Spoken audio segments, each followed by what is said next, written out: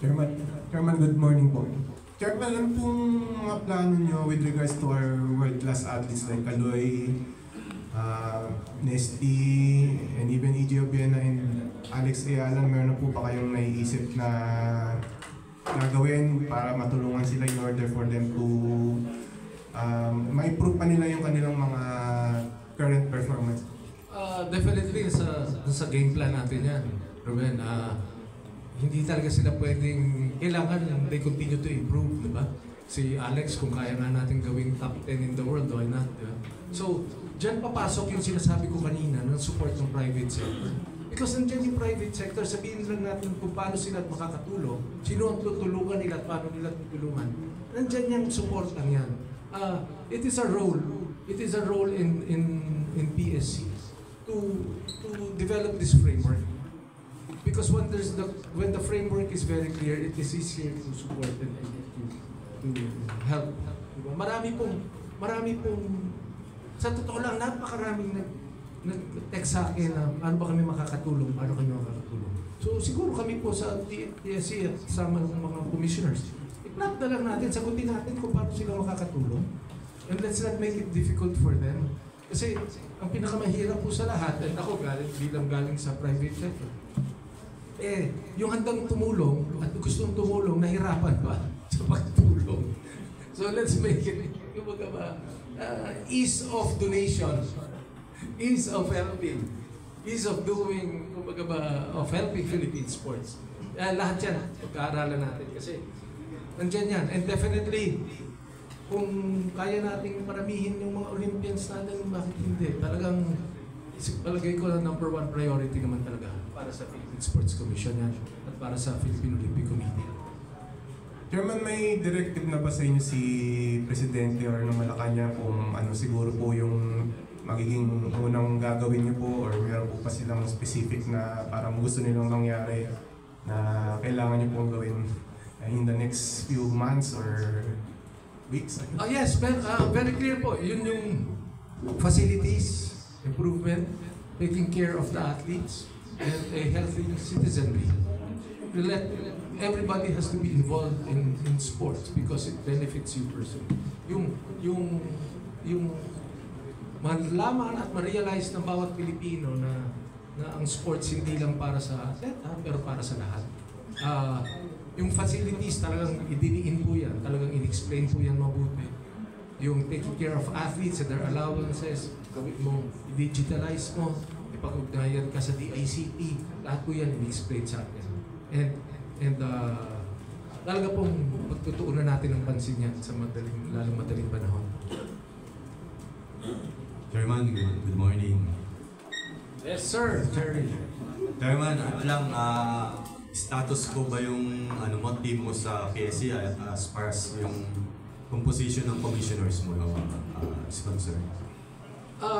Sa ngayon, meaning today is my first day, kung ano po ang resources and talent na nandyan, we'll work with them, definitely.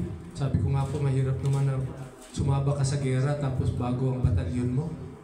Na sino ba humahirapan? Di ako rin.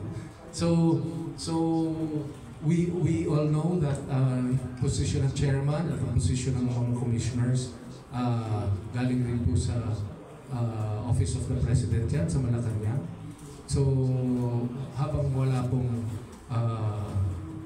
utos na papalitan o kung sino man ang papalit, handa po ako makipagtulungan sa leadership ng PSC. And I will start with a clean slate. Chairman, siyempre rin kayo ng rowing association. Anong plano mo ron? Mag-stay ka ba as president or hindi, i-give up na natin yon. I-give up na natin yon, Sir Jerry, para naman number one, marami namang bagong leaders dyan. Tsaka, siguro kung titingnan nyo, maski yung personality ko naman, I really don't stay very long in one organization. Pag nakapag-contribute na po ako, move on na. I think that happened in basketball, in boxing, and in rowing. I've served 4 years of my life as a president of rowing. I've had 2 Olympians, hopefully third one. maraming pwedeng leader dyan na pwedeng pumalit sa atin. Para naman mapagtuunan natin ang pansin yung mas maraming NSAs na nangangailangan din ng tulong. Okay, good morning, Gab Peras. Good afternoon, rather, Gab Peras. Sports Corner PH with Ed Pagalinan and Scoreline. Sir Pato, nagkasama tayo before doon sa indoor rowing meet last year dyan sa UP. Pero going into the full circle from being a corporate leader, from being a sportsman, ano siguro yung pagkakaiba nito sa, of course, namumuno ka na ng isang ng government sports funding arm natin compared dun sa mga previous roles mo? I think ang pinaka-importante naman sa kahit anong leader is yung vision. Pag may vision ka na, meron ka ng work program, you just have to make sure tutulungan ka ng lahat para matupad yung work program na yun. Yun ang importante. Hindi pwedeng magawa ito ng mabilis at ng tama kung ako lang ng ako. Meaning, it's really a workforce. It's really an organization that is called the PSC. And it's 35 years of existence. No?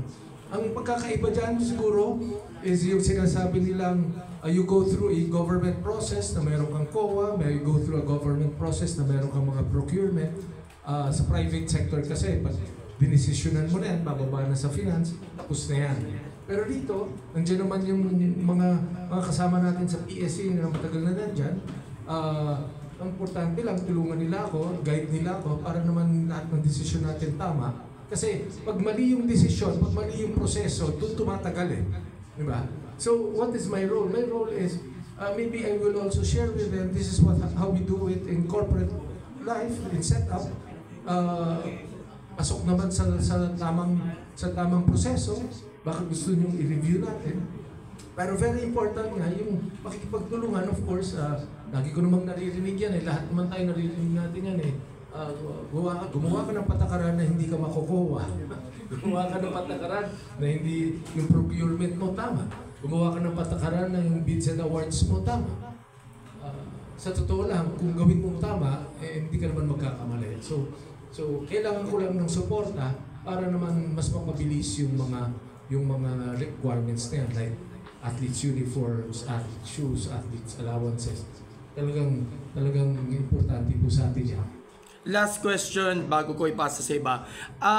Paano natin paalagaan natin yung cooperation natin? Kasi maraming mga iba't ibang mga sectors ng sports. Nandiyan ang abled, nandiyan ang disabled, nandiyan ang elite, nandiyan ang grassroots. Pero being the new head of our PSC, ano ang magiging crucial role ng support natin ng iba't ibang sports stakeholders upang maipagpatuloy ang mga programa sinimula ni Chairman Bacman at yung mga gagawin pa mga proyekto under your leadership? Good afternoon.